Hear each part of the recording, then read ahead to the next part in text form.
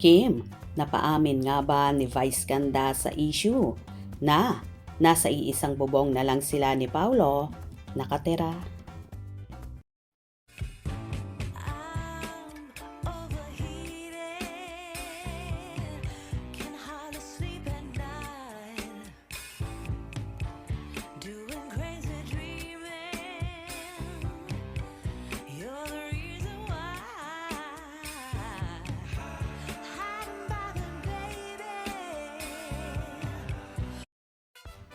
Simula nang pumutok sa talent manager na si OG Diaz ang issue tungkol sa pagsasama or pagli-live-in ng rumored magkasintahan na sina Kim Chiu at Paolo Avellino sa iisang kondo.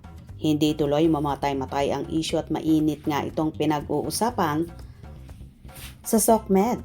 Halos lahat ng Kim Pao Solid supporters ay nagtatanong kung totoo raw ang balitang ito, kung saan kung true daw ito ay mas marami daw ang matutuwa dahil matagal na nilang ipinapanalangin at pinapangarap yon para sa Kim Pao. Matagal nang pinagtutuunan ng pansin ng publiko ang Kim Pao, ang tawag sa tambalan ni Kim Chiu at Paolo Avellino, mula sa kanilang nakakakilig na chemistry sa screen hanggang sa mga off-camera moments na laging nagpapakita ng kanilang malalim na connection. Hindi may kakaila na mayroong something na higit pa sa simpleng trabaho ang namamagitan sa kanila. Ang mga haka-haka ay lalong uminit nang kumalat ang balita tungkol sa kanilang live-in setup na madalas ay isang sensitibong paksa sa Pilipinas, isang bansa na matindi ang pagpapahalaga sa tradisyon at pamilya. Ngunit sa halip na itago o iwasan ang issue, tila ang dalawa ay tahimik na tinatanggap ang katotohanan, isang bagay na napansin mismo ni Vice Ganda at ng kanilang mga co-host. Ayon sa mga nakasaksi at sa mga lumabas na ulat, ang pag-amin ay naganap sa gitna ng isang masayang segment sa pambubuking ni Vice Ganda. Halatang hindi na umaalma si Kimi. Ang kanyang reaksyon o ang kawalan nito ay naging mas malinaw na oo kaysa anumang formal na deklarasyon. Ang mga co-host na matagal nang kasama ng dalawa sa trabaho ay nagpakita rin ng kakaibang reaksyon, isang pangkahalatang pagtanggap at suporta na nagpapahiwatig na matagal na nilang alam ang tungkol sa pribadong buhay ng Kim Pao.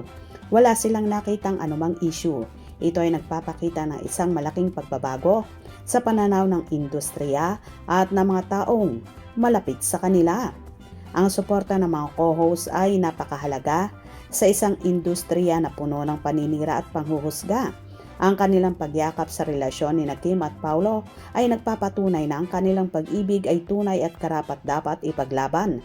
Sila ang nagtatanggol sa dalawa laban sa mga haters na walang ginawa kundi magpakalat ng mga negatibong komento at issue. Ang issue ng live-in bago ang kasal ay matagal nang kontrobersyal sa kulturang Pilipino. Ngunit tulad ng sinabi ng marami, kung ang dalawang tao ay nagmamahalan at nasa tamang edad na, hindi na ito dapat maging problema.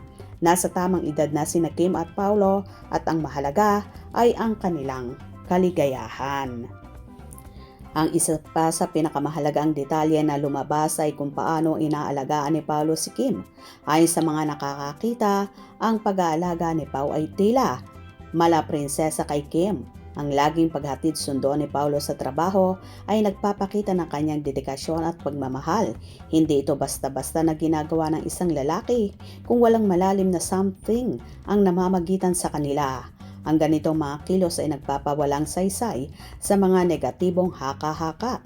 Ang pag-aalaga na ito ay isang patunay ng kanilang relasyon ay hindi lamang base sa kasikatan, kundi sa tunay na pagmamahal at respeto.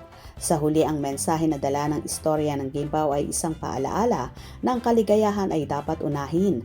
Hayaan na ang mga mapanira sa tabi-tabi. Wala silang pakialam kung magsama na si Kim at Paolo. Ang mahalaga, masaya sila at walang inaapakang tao. Ito ay isang panawagan para sa lahat na hayaan ang mga nakaraang issue. Ang importante ngayon ay ang present na magkasama sila at nag-iibigan. Ang Kim Pao ay hindi lang isang love team, sila isang halimbawa ng matapang at tapat na pag-ibig sa gitna ng isang mapanghusgang mundo. Kaya, stay lang Kimi at Pao Hayaan ang mga mapanira dyan. Ang kanilang kwento ay patunay na ang pag-ibig ay laging mananaig. So ayun nga, tila may mga alam nga ang co-host ni Chinita Princess, lalong higit si Meme Vice sa issue ng live-in. Kung sakaling totoo ito, matutuwa ba kayo? Hope you enjoyed. Please subscribe for more info.